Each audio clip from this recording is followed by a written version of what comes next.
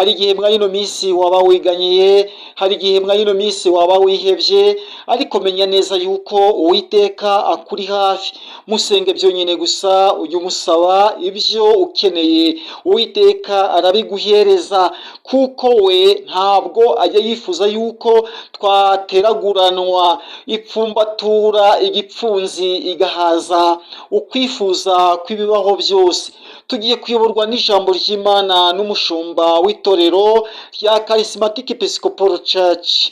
Nikaze, ni karibu hano kuri Holiness TV. Ndagushimira wowe wakoze subscribe, Imana iguhereze umugisha. Nawe ubwawe utari wakora subscribe ukaba ugeze hano kuri channel aribwo bwa mbere, kura subscribe kugira ngo ibiganiro bizajya bitegurwa, haba amasengesho, inyigisho zitandukanye zishingiye ku ijambo ry'Imana bigiye bikugereraho ku gihe. Imana ibahereze umugisha. Data wa twese uri hejuru mu ijuru, kandi se umwami wacu Yesu Kristo, ushimwe cyane ko gusenga kwacu ukuzi tutarabumbura umunwa, uba wumvise ibyifuzo byacu. Ushimwe rero kandi habwa icyubahiro. Nuko uyu mwanya mboneyeho gusengera amatorero yacu, ndasengera ingo zacu ngo zihe umugisha. Ndimo gusengera umuryango wacu FPR, umuryango utugiriramo umugisha mwinshi, kandi ndimo gusengera igihugu cy'u Rwanda ngo ukomeze igihe amahoro. Urakoze rero kutwumvise, kandi nsengera ijambo ryawe rigiye kuvugirwa aha hantu kugira ngo rizagere ku bantu benshi, kandi rusiga amavuta yo kumvikana mu izina rikomeye cyane ry'Imana Data wa twese, n'iry'Umwana n'iry'Umwuka wera. Amen. Itorero ry'Imana ni mwene so Emmanuel Ngirumpatse, musenyeri wa Charismatic Episcopal Church. Ndabakunda kandi ndabasengera. Reka rero twumvira hamwe ijambo ry'Imana ry'uyu munsi, riboneka mu butumwa bwiza bw'umwami wacu Yesu Kristo kubwanditswe na Matayo, ibice 6, umurongo wa 11. Haravuga ngo, uduhe none ibyo kurya byacu by'uyu munsi. Hanyuma umurongo wa 25 w'icyo gice haravuga ngo, nicyo gituma mbabwira nti, ntimukiganyire ngo mutekereze iby'ubugingo muti tuzarya iki, cyangwa muti tuzanywa iki. Ntimwiganyire ngo mutekereze iby'umubiri wanyu ngo tuzambara iki. Mbese ubugingo ntiburuta ibyo kurya, umubiri nturuta imyambaro. Mwakire ijambo ry'Imana. Itorero ry'Imana, iri ni ijambo Yesu yaganiriye n'abigishwa be ndetse n'abandi bari bamugose bafite amatsiko yo kumwumva. Tujye tugira amatsiko yo kumva iby'Imana. Tujye tugira amatsiko yo kumva ijambo ry'Imana. Iyi ntego ya FPR yuko buri munsi twumva ijambo ry'Imana, ni intego yavuye ku Mana, kugira ngo turye ibyo kurya by'umwuka bya buri munsi. Uwiteka ahabwe icyubahiro. Mboneyeho gusuhuza abagize umuryango wa FPR bose. Imana ibahe umugisha, kandi igihe bongera ubwenge ku manywa na nijoro. Rero abigishwa bamaze kubona ko Yesu adasanzwe kandi abarusha byinshi, baramwegera baramubwira ngo, mwigisha, twigishe gusenga. Nuko bigisha gusenga rya sengesho rya Data wa twese uri mu ijuru. Ariko kuri uyu murongo wa 11 niwo nshatse ko dutindaho uyu munsi. bavuze ngo uduhe ibyo kurya byacu by'uyu munsi.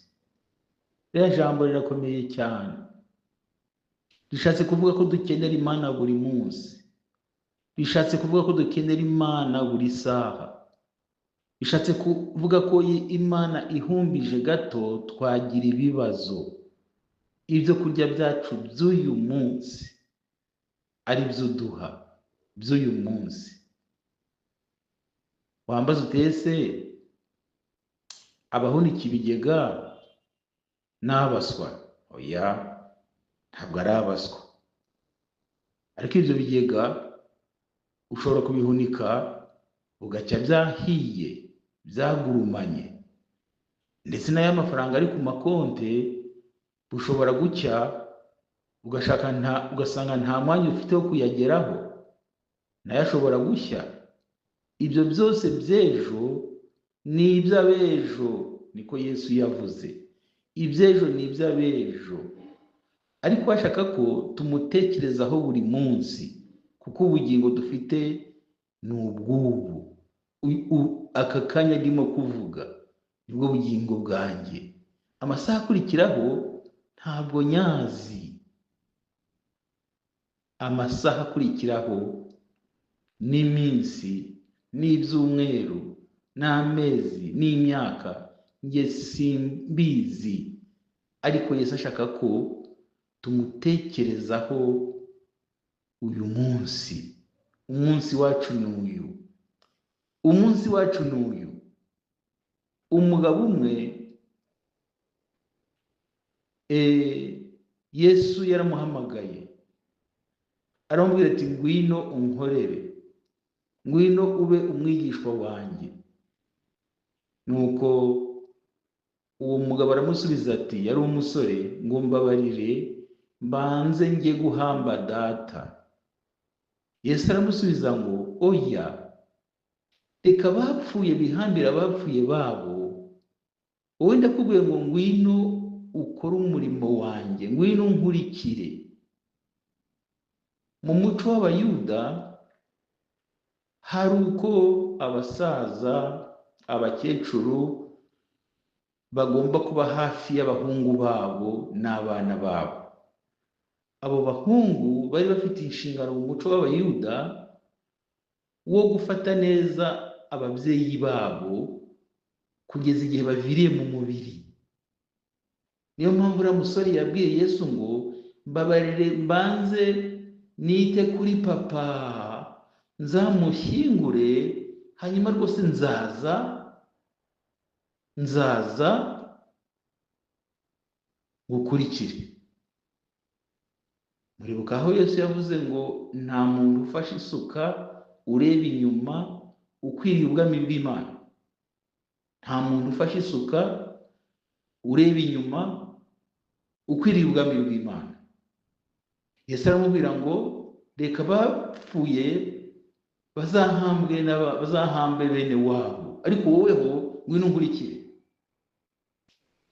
Aha harimo ijambo rivuga ngo uwo dukurikira turamuzi, tuzi imbaraga za Yesu, tuzi ko Yesu ari Imana. Mbese koko Yesu arashoboye? Cyangwa tubivuga twigana abandi? Niba Yesu ashoboye, tukaba tuzizera, tutameze nk'uriya musore. Uriya musore yaravuze ngo reka mbanze nzaherekeze papa, nzabanza. Bishatse kuvuga ngo yari azi ko Yesu agarukiye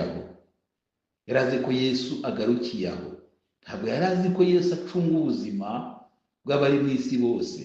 Ntabwo yari azi ko Yesu ubwe yarinda papa we ndetse akazarama igihe kirekire. Ntabwo yari azi ko Yesu yatanga ubushobozi n'ubundi buryo bwo gufata neza papa we. Yari azi ko ubushobozi bwa Yesu bugarukiye aho. Ntabwo rwose yakururaga ubumana bw'Imana, yakururaga ubumana bwa Yesu ngo abushyikire. Yabukururaga asa n'ubushyikiriye, yari kuvuga ati ndaje tugende, ariko uzite kuri papa, tugende aho wagize amahirwe. Mpuye n'Imana ishobora byose, tekereza ko papa uzamwitaho, bakagenda.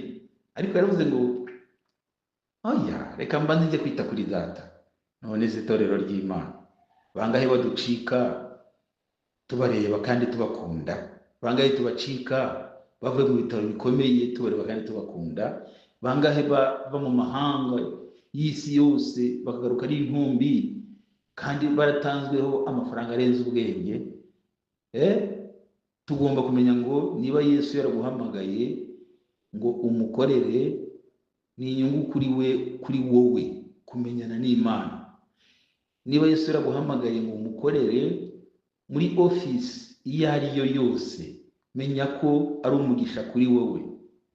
Ni umugisha kuri wowe kuko wamenyanye n'Imana.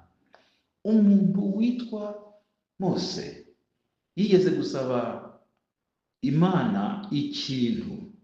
Imana iravuga ngo Mose we, nicyo nacyo ndagikora kuko namenye izina ryawe. Haleluya! Dore amahirwe umusore yaragize yo kujyana na Yesu. Dore amahirwe umusore yaragize yo kubana na Yesu ku manywa na nijoro. Dore amahirwe umusore yaragize yo kuganira n'Imana. Haleluya! Haleluya! Dore amahirwe umusore yaragize. Itorero ry'Imana cyangwa kugahura na Yesu. Ababishopu rero, abapasiteri, abakozi b'Imana, bavuga butumwa, bakorari, mwamaze gukizwa, mwese abarokore, mumenye ko mwahamagawe n'Imana ishoboye. Umukire, utanga icyubahiro, utanga ububasha, ukura abantu ku cyaha bakabazamura, akabicazanya n'ibikomangoma. Mumenye ko mwamenye n'uwimika kandi akimura. Mumenye ko mwamenyanye na nyir'ububasha, nyir'ubushobozi, nyir'imbaraga, nyir'ukwera, nyir'ugukiranuka. Iryo shema urigendane, umenye ko wamenyanye n'umugabo ushoboye, umugabo nyamugabo utazaguhana mu makuba no mu byago. Yaravuze ngo nubwo wanyura mu gikombe cy'igicucu cy'urupfu, ntabwo azaguhana, ntabwo azagusiga, kandi ngo azakora uko ashoboye ku buryo ameza yawe atazaburaho ibyo kurya, kuko isi n'ibiyuzuye n'iby'Uwiteka n'abantu ngo nabe. Zirikana ko Yesu ashaka ko umutekerezaho buri munsi, we kumushyira ejo. Ibyo kumukorera uyu munsi bikore, we kubishyira ejo, kuko umunsi wawe n'uyu. Umunsi wawe n'uyu. Uduhe ibyo kurya byacu by'uyu munsi. Iby'ejo nabyo azabiguha, ariko iby'uyu munsi nibyo tumusabye. Bishatse kuvuga ngo tumutekerezeho buri munsi, tumve ko ashoboye byose. Muribuka Abisirayeli mu butayu, abaha manu, yabahaye gutoragura manu z'uwo munsi gusa, z'uwo munsi. Iby'ejo nabyo nzabibaha, ariko mumaze mumenye ko uyu munsi nabizeho, mubone kunshima, mubone kunyambaza, mubone kunsimbagiza, mubone kunyamamaza no kunyemeza abantu ko nshoboye n'uyu munsi. Iby'ejo si ibyanyu, iby'ejo ni iby'Uwiteka. Haleluya! Ubwo rero twumvise uko ijambo ritubwiye, mwaba bishop mwe, mwabakozi b'Imana mwe, mwabakristo mwe, turi abakire rwose, kuko mwese abumvira ijambo, ndatekereza ko ntawe uburara ngo abwirirwe, ntawe ubwirirwa hanyuma ngo aburara. Ubwo rero tubona ibyo kurya by'uwo munsi, turi abakire mu izina rya Yesu. Mwakire ijambo ry'Imana. Imana agirira neza itorero rya none, uryongerera ukwizera, tugufate nk'Imana ishoboye kandi nyir'ububasha, nyir'ubushobozi. Ngwino wuzure mu mitima yacu, twakire ijambo buri munsi, tumve ko niba tugufite dufite byose. Mu izina ry'Imana Data wa twese, n'iry'Umwana n'iry'Umwuka wera. Amen.